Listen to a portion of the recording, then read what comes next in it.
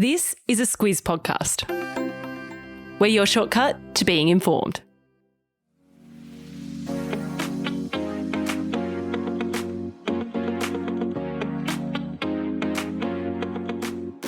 The Weekly Wrap is the week in news and what's coming up. I'm Kate Watson. And I'm Claire Kimball. The US election is finally upon us. We'll explain how to tune in. Look out for next week as well. The Reserve Bank Board is meeting. Interest rates, of course, coming on the back of inflation data. Also, what on earth is happening in Broken Hil and the power supply there? That's been a thing that we haven't actually covered at all this week in Squiz Today, so we'll get you across what's going on there. And then also that COVID pandemic report that was released this week. We'll talk about that. The biggest story, though, was the Prime Minister's flight upgrade palaver. Palaver. Don't use that word very often. It's a good one in this instance, I think. Of course, there's lots of nuggets in that, and it's just not going away. Not going away. Let's go through it.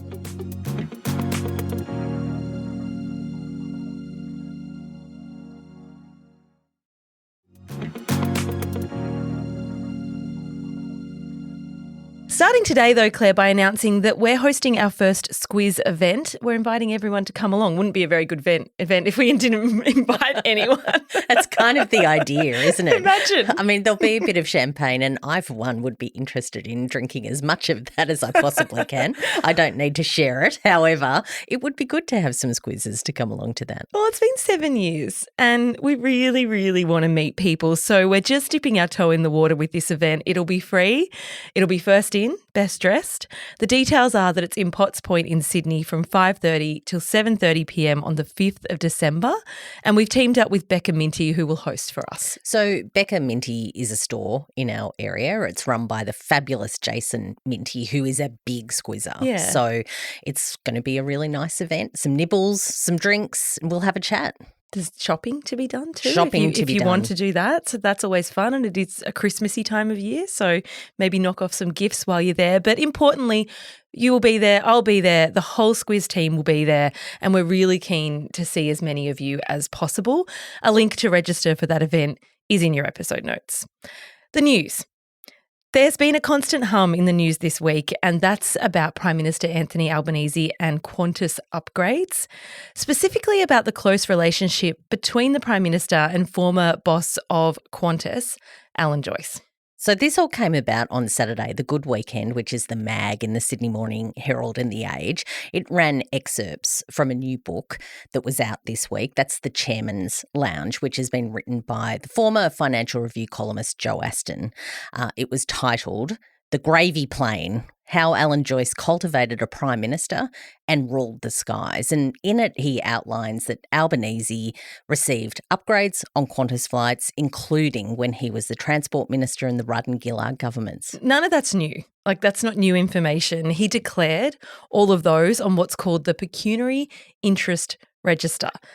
That's a public accessible record of gifts that politicians receive, I think to the value over $300 or more. Something like that, yeah. Financial commitments, assets that our MPs and senators have. It's there to ensure that any conflict of interest is disclosed as they go about their work, I guess, in making our nation's laws. Yeah, we need to know who they're taking gifts from, also who they've lent money from, all of those sorts of things, because, of course, there's lots of legislation that crosses all sorts of things. So you just want to have it on the record about what those conflicts might be. On the fact that Albanese received 22 upgrades on Qantas flights over the years, what Aston says in his book, and just bear with me, I'll read this quote because it summarises it quite nicely. None of this made Albanese Robinson Crusoe in the parliament, far from it, but neither did that make it right.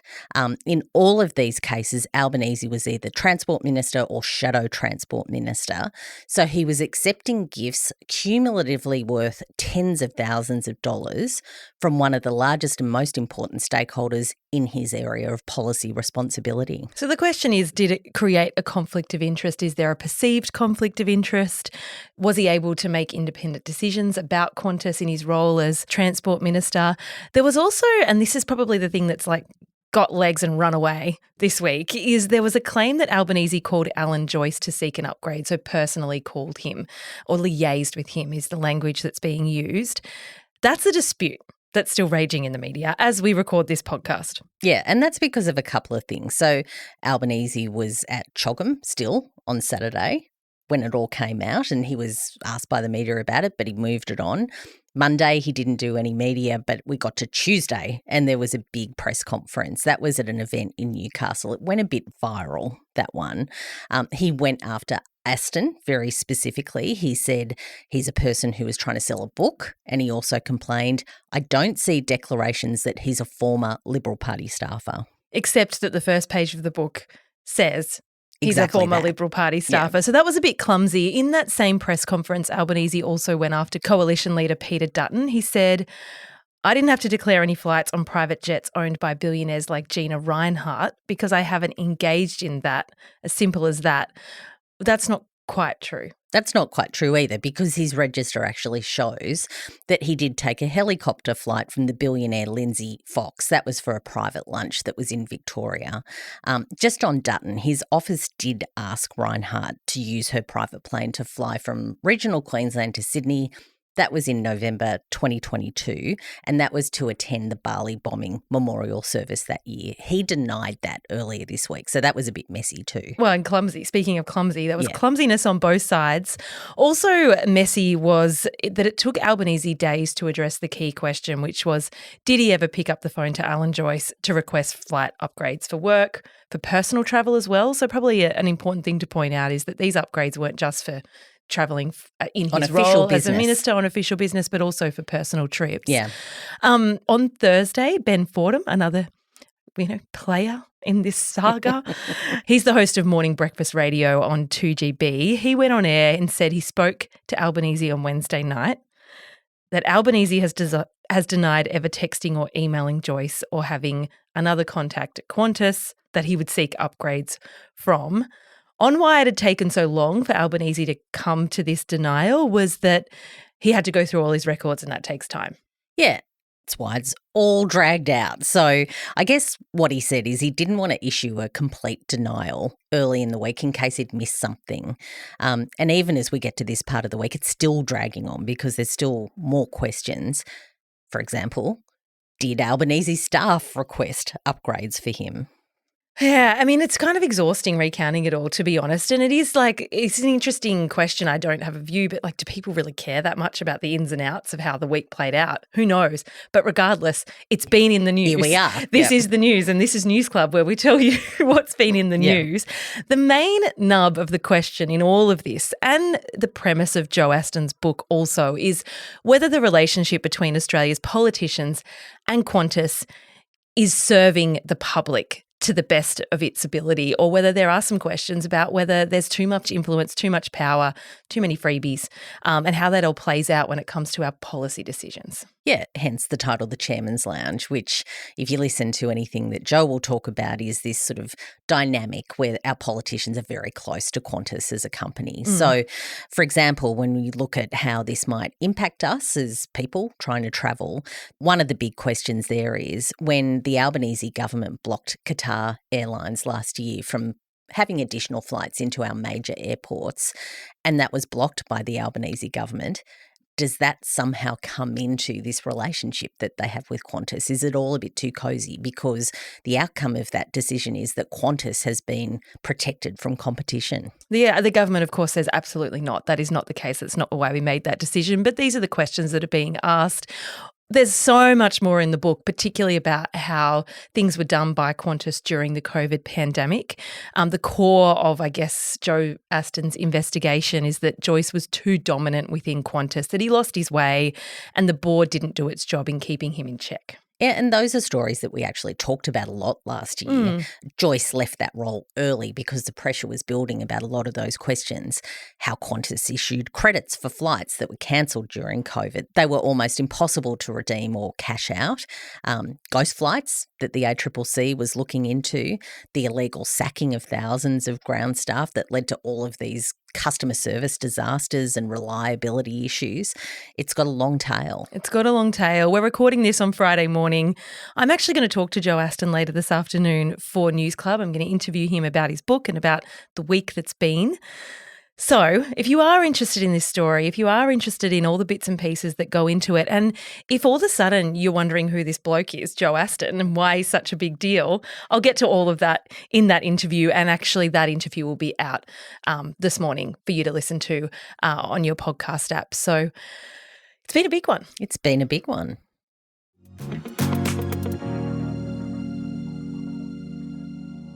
Other news this week was quite a bit about the COVID-19 pandemic, and that's because late last year the Albanese government announced an independent report would be commissioned into our federal response. The idea being to look at what we did well, what we didn't do well, and what we could do better next time. It was released this week.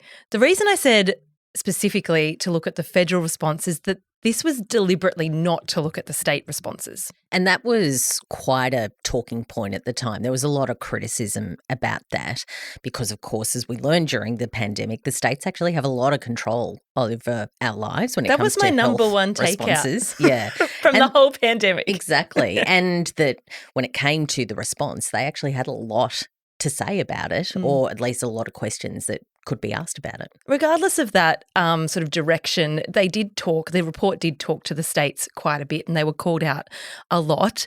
The key themes, though, more broadly about government were this massive loss of trust in government by the public. Some of the major factors for that include a lack of transparency and evidence for the decision-making and the decisions that were imposed on us, poor communication, the strictness and the duration of restrictions, access to vaccines, and inconsistencies to this point in the state and territory responses. Yeah, it's all a bit triggering. And I went back actually working with the team this week to look at the COVID reporting that we did over that period of time.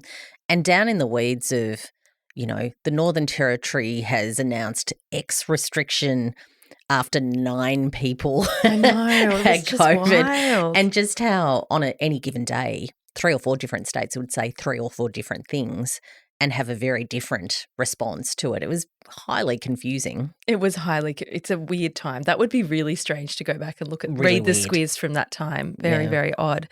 Other big problems identified was the need to close schools and the long-term effects that's had on those children affected by those closures. The report actually recommended avoiding school closures at all costs in future pandemics. And on the point around the states, did indicate that the Morrison government tried to have a national approach to schools. The effort was made, but schools are one of those things states control, and the rules were very different in every state. Yes, so many decisions were state decisions. One part that was very much in the federal government's category, though, was the economic response. So the report that was out this week also talked about those interest rate cuts, how the federal bank responded with other sort of support in the economy, and, of course, did we spend too much? Well, of course, that JobKeeper response and how that has had an ongoing impact into inflation numbers even today. Well, it directly said that we cut interest rates too quickly and too much, and that we spent too much. And that's all now contributing to high inflation. It's a really long report, Claire, really, really long. 860 Yeah, pages. A lot of pages, but they did release like a cheat sheet to it and the recommendations that were made off the back of it. The headline for me was, we probably will have another pandemic. Like, that's happening. Of course we will. So let's prepare for it. There were 9 dot points, and the one that's been actioned immediately is establishing a permanent CDC. That's a Centre for Disease Control. Yeah, so that's happening. And back to the point of trust, the other thing that was made very clear in the report is it will happen again. And because we just don't trust our governments, there's a real question about how do you get people vaccinated. There's been actually a big dip in vaccination numbers in the last couple of years across all sorts of vaccinations that we should be having. And also, how are we going to follow restrictions if they need to put them in place? Yeah. Because their sense is, given those hard lockdowns in some parts of Australia, we're very sceptical about it. Yeah, and as I said, there's so much more in that report, but it all is a little bit triggering. However, it feels like enough time might have passed that we can have this conversation now. So that was a big news story this week. On inflation, which we mentioned as part of that story, this is the sort of the tail of COVID, I guess. Monthly data was out this week. It's down again. Yeah, very much a related conversation to all of that. So the headline inflation number, CPI number, the consumer price index, it's down to 2.8%. We're aiming for that 2 to 3 range that Reserve Bank says that we need to hit. So that's pretty good. Of course, Alice and Andrew did a pretty good job explaining all of that in the podcast this week, the difference between the headline number and this other number, the trimmed mean.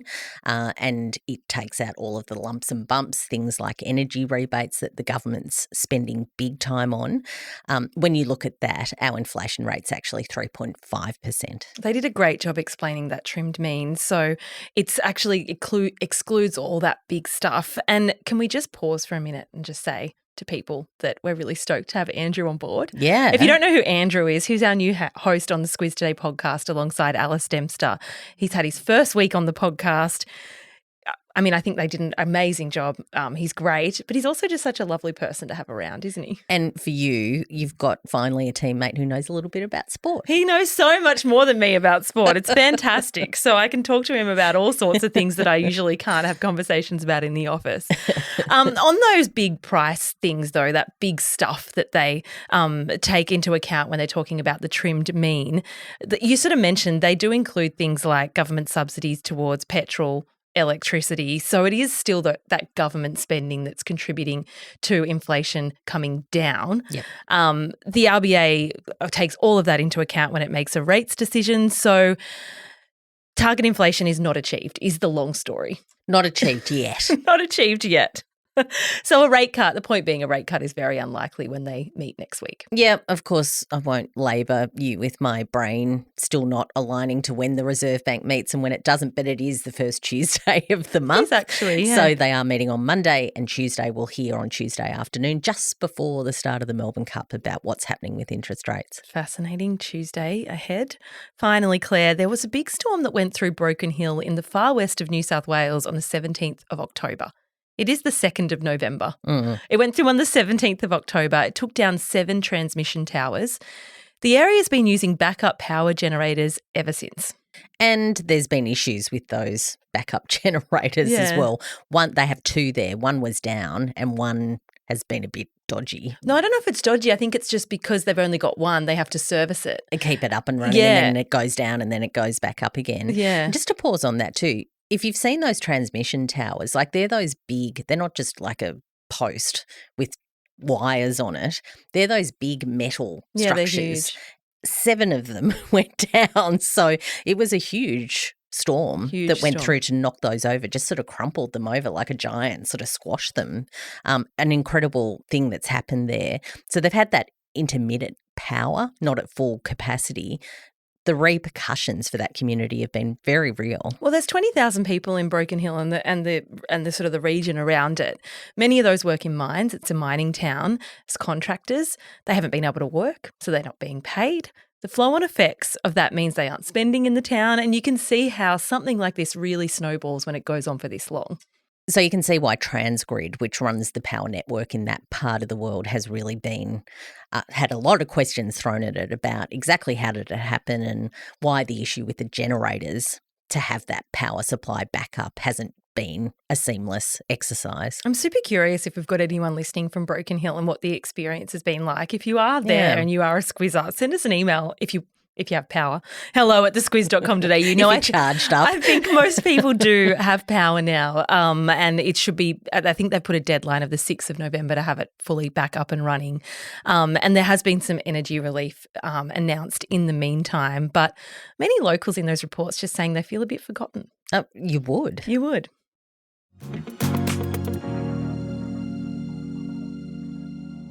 Coming up in the week ahead, the US election is finally here. It doesn't get much bigger for a week ahead than putting the US election on the agenda. Next week, any week, it's a big thing. So Vice President Kamala Harris versus former President Donald Trump. It's been a very unusual and different campaign. More twists and turns than a game of snakes and ladders. That's my pre-prepared line for that. Okay. And here we go. I don't know. I mean, I feel like most people know this, but obviously what happened was Joe Biden, who is the president currently, pulled out of the race in late July when his age became a factor. Didn't leave a lot of time for Harris to get campaigning, but she's sure jammed in a lot. Yeah, and just to look back on that. Late July wasn't that long ago. No. And you can see that it's something that's still coming through in the polls. There are voters who would like to know more about her. So as they're making their choice, it's like, I don't know a lot about her, but I know a lot about Donald Trump. And I guess thinking about her, it'd be kind of like Richard Marles, who's our Deputy Prime Minister, all of a sudden stepping up to be the Prime Minister. I couldn't tell you a lot about him. I couldn't tell you a lot about him either. Yeah, so that is a really good analogy. And then having, 3 months to campaign and get his party elected. It would be, that is a really good way to put it. I feel like I know Kamala quite well now, though. I've seen a lot about her, and certainly it's been saturation of news coverage. As you alluded to, American voters do, though, know a lot about Donald Trump. I mean, he's been president before. It's his third presidential election campaign too, so they're very big exercises. Lots of big segments of that voter database who are passionate supporters, and because they know him well, lots of people who don't like him particularly all that much either. Probably the most common way to describe Donald Trump is divisive. What I want to know, I mean, we know it's going to be close, or look, if we trust the polls, it should be close. How do we watch it? What are our timings? Like, how do we get around it next week? Yep, and look at Australian time. The action for us happens on Wednesday. Yeah. Of course, there'll be a lot of talk about Tuesday, the 5th of November. It's Wednesday, really, for us, the 6th of November. The polls in the eastern states, so you're looking sort of New York down to Florida, they close at 10 a.m. Eastern Daylight Savings Time on Wednesday morning for us. By 1 p.m., the key states like Pennsylvania and Michigan, which we've talked about quite a bit, they're going to close. The Guardian has a really great article, won't go into all the ins and outs of it. Just have a look at that article. It transposes it into Aussie time. Oh, that's quite handy. Long story short, I guess you are not available on Wednesday for any work except the US election. Probably that goes for me too. We're going to record a wrap-up episode as to where things land sort of come late Wednesday afternoon. That'll be out on Thursday morning. Yeah, they better get counting quickly. That's can I put a request in? For our purposes. And I mean, in the meantime, we've got a whole slate of US election shortcuts that you can listen to over on the Squiz Today feed in your podcast app if you just want to spend the weekend getting across what's going on and what's gone on over there and help you sort of understand the results as they come in. We'll finish off, Claire, with big news for the young people in the world. Bluey World is finally opening in Brisbane on Thursday. Yeah, and that's going to be huge. People coming from all across Australia, and they reckon even across the world for Bluey World opening. Yeah. North Shore Pavilion in Brisbane. The website says, immerse yourself in the playful and hilarious world of Bluey, where things don't always go to plan, but with a little teamwork and a lot of games, every day is fun. Is that like sort of hedging their bets that it's going to be busy and it might not be exactly what you expect? I don't know. I feel like that's such a Bluey clever way. Expectations management. Yeah, that's so Bluey. Expectations management is what Bluey's all about. I actually sent the link to my husband. I'd love to take the kids, but don't know if I can stomach the crowds. We'll see how we go.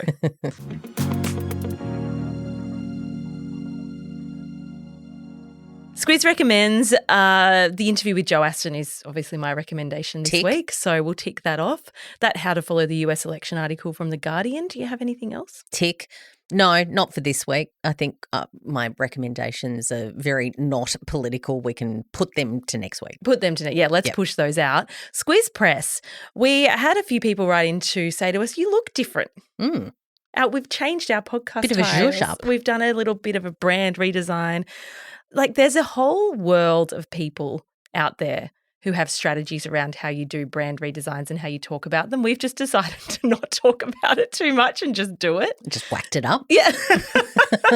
And, that might be right or wrong. It's not a huge change, but we think it looks a lot better. It takes us sort of into a much more, a lot more professional. We've sort of graduated from just designing our own stuff in Canva. Yeah, we were just sort of two girls with a Canva account and a dream. And now we've actually had some professional help. We have. And it looks really good. We've got a bit of a website change coming as well. Yeah. So we'll pull that all to line in the next sort of week or so. I don't think we make a big fuss of anything at the Squiz, really, when it comes down to it. But I think it looks good. Hope you do too. We hope you do too. The newsletters look a little bit different. Our font's a little bit different. We haven't had any negative feedback so far, but we did have a few people saying you didn't tell us. And think that's fair enough. Product's still the same. Products still exactly the same. Have a great weekend. We'll be back next week.